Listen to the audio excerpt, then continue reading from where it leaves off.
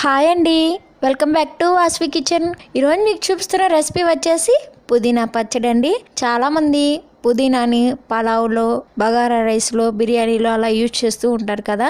కానీ ఒకసారి ఇలా పచ్చడిని ప్రిపేర్ చేసుకొని చూడండి, చాలా టేస్ట్గా ఉంటుందండి. అయితే ఇప్పుడు మనం పుదీనా పచ్చడిని ఎలా ప్రిపేర్ చేసుకోవాలో చూద్దాం. ముందుగా 2 కట్టల పుదీనాను తీసుకొని ఈ వీడియోలో చూపిన విధంగా ఆకును మొత్తం ఒలుచుకొని శుభ్రంగా కడిగి పక్కన పెట్టుకోవాలి. ఇప్పుడు స్టవ్ వెలిగించి ప్యాన్ పెట్టి ప్యాన్ కొంచెం హీట్ అవ్వనివ్వాలి. అందులో 3 టేబుల్ స్పూన్స్ ధనియాలు, 1 టేబుల్ స్పూన్ జీలకర్ర, 2 టేబుల్ స్పూన్స్ తెల్ల నువ్వులు, 2 టేబుల్ స్పూన్స్ పచ్చెనగపప్పు యాడ్ చేసుకొని లైట్ బ్రౌన్ కలర్ వచ్చే వరకు ఫ్రై చేసుకోవాలి. ఈ వీడియోలో చూపిన విధంగా బాగా కలుపుకుంటూ లైట్ బ్రౌన్ కలర్ వచ్చే వరకు ఫ్రై చేసుకోవాలి. ఇలా ఫ్రై అయిన తర్వాత అందులోనే 15 ఎండుమిర్చిని కూడా యాడ్ చేసుకోవాలి.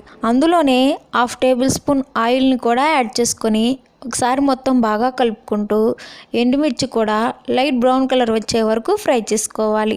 ఇలా ఫ్రై అయిన తర్వాత అదే ప్యాన్లో మరో 2 టేబుల్ స్పూన్స్ ఆయిల్ని యాడ్ చేసుకోవాలి. ఆయిల్ హీట్ అయిన తర్వాత మనం ముందుగా ఒలుచుకొని పక్కన పెట్టుకున్నాం కదా పుదీనా ఆకులన్నిటిని ఈ ప్యాన్లో యాడ్ చేసుకొని ఆకులు వాటర్ అంతా పోయేలా పుదీనాను మొత్తం ఈ వీడియోలో చూపిన విధంగా బాగా ఫ్రై చేసుకోవాలి. అప్పుడే మనకి పచ్చడి అనేది నిల్వ ఉంటుందండి. కాబట్టి పుదీనాను బాగా ఫ్రై చేసుకోవాలి. చూడండి, ఇలా ఫ్రై చేసుకున్న తర్వాత స్టవ్ ఆఫ్ చేసుకుని పుదీనా ఆకును పక్కన పెట్టుకుందాం. ఇప్పుడు ఒక బౌల్లో పెద్ద నిమ్మకాయ సైజ్ అంత చింతపండుని తీసుకొని బౌల్లో యాడ్ చేసుకోవాలి. అందులోనే 1 గ్లాస్ వాటర్ని యాడ్ చేసుకొని ఈ చింతపండును 10 నిమిషాలు అలా పక్కన పెట్టుకోవాలి.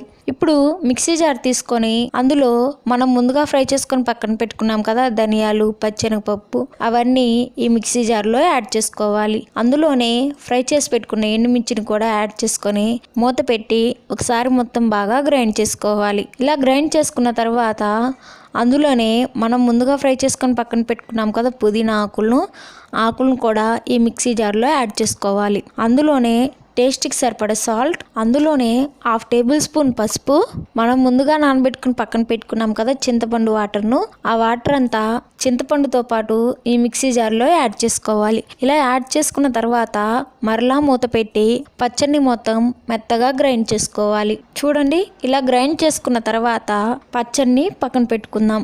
ఇప్పుడు అదే ప్యాన్లో మరో 2 టేబుల్ స్పూన్స్ ఆయిల్ని యాడ్ చేసుకోవాలి. ఆయిల్ హీట్ అయిన తర్వాత అందులో 1 టేబుల్ స్పూన్ పోపు దినుసులు, కట్ చేసి పెట్టుకున్న 4 ఎండుమిర్చి, కచ్చా పచ్చాగా దంచి పెట్టుకున్న చిన్నులపాయ రెమ్మలు 6 యాడ్ చేసుకొని లైట్గా ఫ్రై చేసుకోవాలి. ఇలా ఫ్రై అయిన తర్వాత అందులోనే 2 రెమ్మల కరివేపాకును కూడా యాడ్ చేసుకొని బాగా ఫ్రై చేసుకోవాలి. ఇలా ఫ్రై అయిన తర్వాత అందులో మనం ముందుగా గ్రైండ్ చేసుకొని పక్కన పెట్టుకున్నాం కదా పచ్చడిను, ఆ పచ్చడి అంతా యాడ్ చేసుకొని 5 మినిట్స్ గ్యాస్ని లో ఫ్లేమ్లో పెట్టుకొని పచ్చడిని మొత్తం బాగా ఫ్రై చేసుకోవాలి. వీడియోలో చూపిన విధంగా బాగా కలుపుకుంటూ పోపులో మొత్తం కలిసిపోయేలా కలుపుకుంటూ పచ్చడిని ఫ్రై చేసుకోవాలి. ఇలా ఫ్రై అయిన తర్వాత స్టవ్ ఆఫ్ చేసుకొని పచ్చడిని పక్కన పెట్టుకుందాం. అంతేనండి, ఎంతో రుచికరమైన పుదీనా పచ్చడి తయారైపోయింది.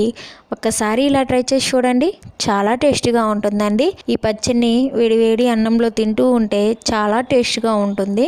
మా వీడియో కనుక మీకు నచ్చినట్టయితే లైక్ చేయండి, షేర్ చేయండి. అందరికంటే ముందుగా మా లేటెస్ట్ అప్డేట్స్ నోటిఫికేషన్గా రావాలనుకుంటే మా ఛానల్ సబ్స్క్రైబ్ చేసి పక్కన ఉన్న బెల్ బటన్ని యాక్టివేట్ చేసుకోండి.